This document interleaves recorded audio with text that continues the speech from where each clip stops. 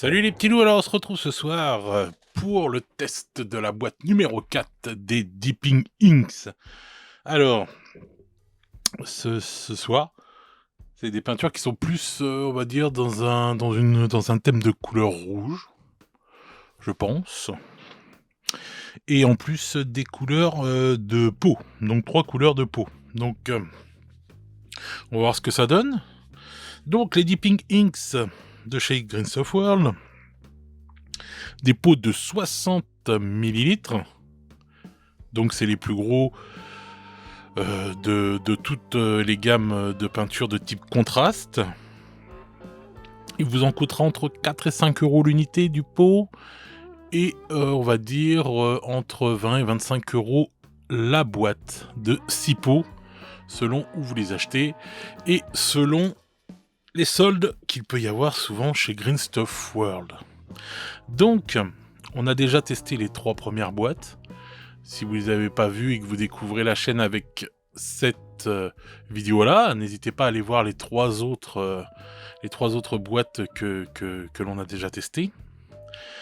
Donc, comment dire, j'ai décidé en fait de tester ça comme d'habitude sur mes petits Skaven avec une technique snapshot pour pouvoir se différencier de ce que l'on voit tout de suite sur l'image qui est donnée par Grains of World pour nous montrer à quoi ressemblent les couleurs. Mais sur cette image, toutes les figurines sont en sous-couche blanche. Donc, partant de ce principe, j'ai préféré, comme je vous dis, utiliser la technique snapshot afin de voir ce que donnent les peintures sur des zones plus sombres, de gris ou de noir.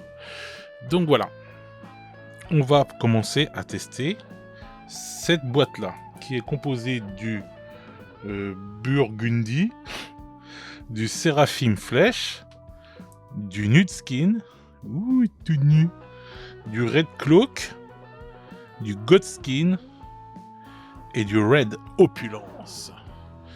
Donc, on va vite voir ce que donne ça. J'espère que les couleurs de peau vont être bien, parce que c'est vrai que dans les gammes type, comme je viens de dire, contraste, il nous manque pas mal, je trouve, de couleurs un peu de peau.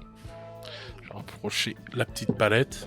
Alors n'oubliez pas, hein, je crois que j'oublie de le dire sur les autres vidéos, mais pour ces types de peintures là, il faut toujours se servir d'une palette sèche et pas d'une palette humide, parce que c'est des peintures qui sont déjà très très diluées, donc ça va encore plus diluer votre peinture.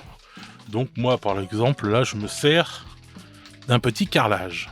Bon, donc tous les pots de peinture sont équipés d'une bille, vous avez entendu, pour le mélange. Donc là, on va tester le Burgundy. Ça me fait rire, ça me fait penser au Burundi, donc. Donc voilà, le Burgundy. Voilà. C'est parti pour le Burgundy.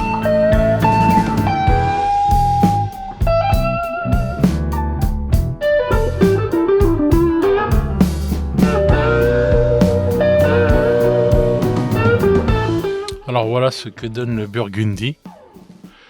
Alors c'est un rouge qui tire, qui est assez bordeaux. Je le trouve pas mal, même malgré qu'il soit pas très fourni en pigments et assez transparent. Mais je l'aime bien quand même, parce que je pense qu'il peut peut-être bien se comporter sur une couleur rouge afin de l'assombrir. À voir. Ça serait un test qui pourrait être pas mal avec cette peinture-là. Donc, maintenant on passe à la suivante, le Seraphim Flèche. Alors on va voir si c'est pas une couleur trop laiteuse. Parce que j'ai un peu peur en la voyant niveau texture. Bon, on teste ça tout de suite.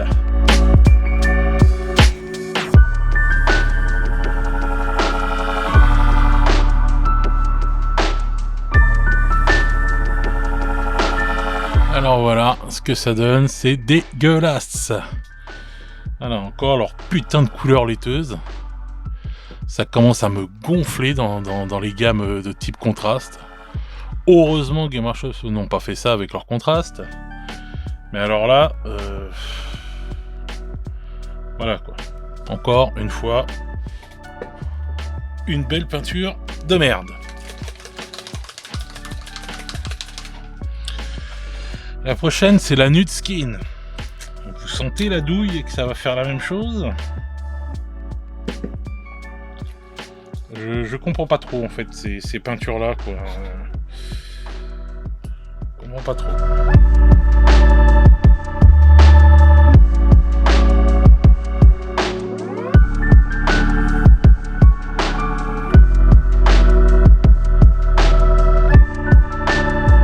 Voilà.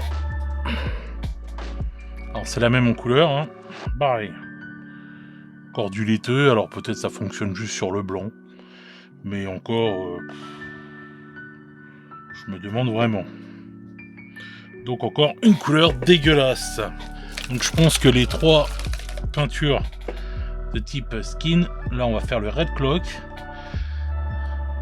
vont être juste des peintures à éviter.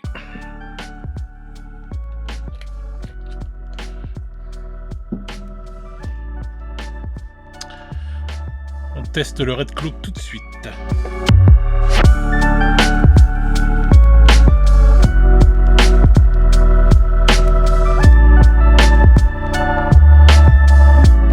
Voilà les amis pour la Red Cloak.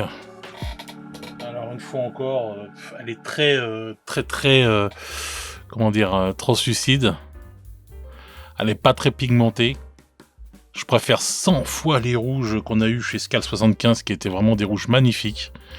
Mais bon, celle-là peut quand même servir. Sincèrement, c'est pas encore si catastrophique que ça. Mais c'est vrai que je ne comprends pas en fait ce qu'ils font certaines marques avec ça. Là, on va tester la God Skin. Parce qu'en fait, c'est de la peinture qui est faite normalement pour les débutants. À la base, vous faites, c'est fait pour vous aider en tant que débutant à vous donner des effets tout de suite sur votre figurine sans vous prendre la tête. Ah. Bon, alors donc on teste la God Skin.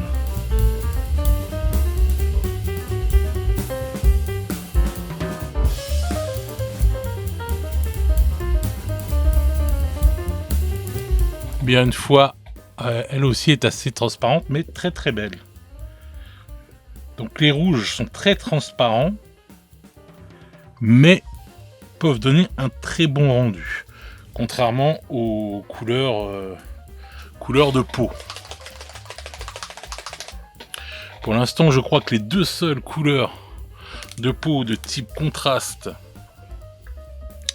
que j'ai vues qui sont très utiles et qui sont très bien, c'est celles de chez Army Painter, que pourtant on décrit beaucoup, la Speed Paint, mais qui pour moi avait une bonne gamme, malgré tout ce qu'on a dit.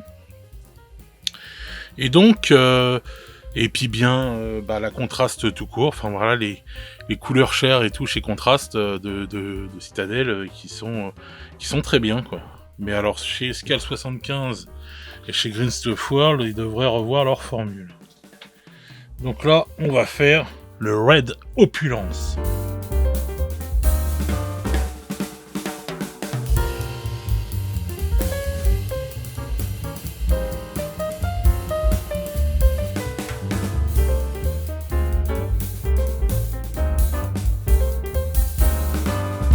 Donc voilà la Red Opulence. Bah écoutez, un beau rouge. Je trouve que ça le fait bien. Bon, bah écoutez, moi je vais laisser sécher tout ça, et puis en fin de compte, nous, comme d'habitude, on se retrouve tout de suite pour la conclusion, qui sera suivie du carrousel de photos, où vous pourrez mieux vous rendre compte des résultats, en fait, de ces tests de peinture. Donc on se dit à tout de suite, les petits loups, pour la conclusion.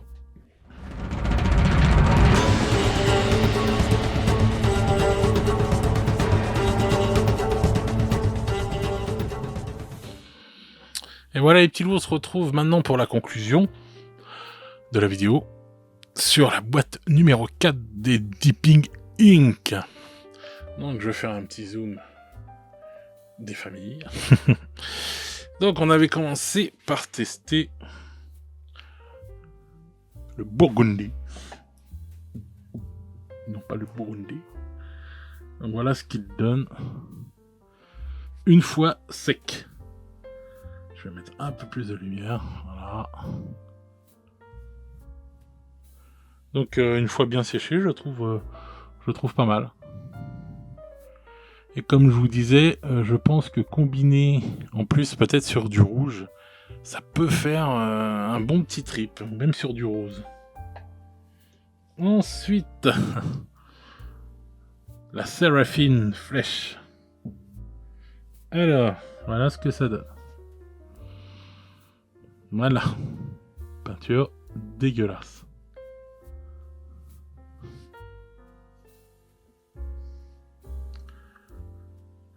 La Nude Skin. Alors, la Nude Skin. Excusez-moi pour le bruit. Voilà. Encore une fois. Elle accroche même pas, vous voyez, sur le gris. Enfin, c'est oufissime ces peintures-là. Donc, peinture à éviter. On a le Red Cloak. Alors, il donne un bon résultat, malgré qu'il soit très transparent, mais il est pas mal, regardez. Même sur les zones sombres, je trouve que ça donne un bon trip, quand même. Donc, je pense qu'il y a du potentiel avec ce petit Red Cloak. God Skin. Alors, j'avais peur que ce soit comme les autres skins, mais non.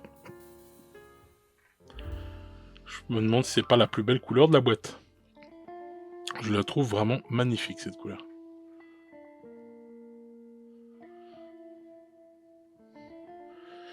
Et ensuite, le Red Opulence.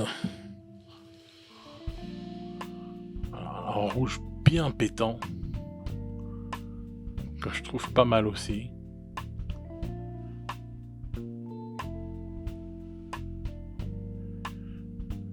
Voilà.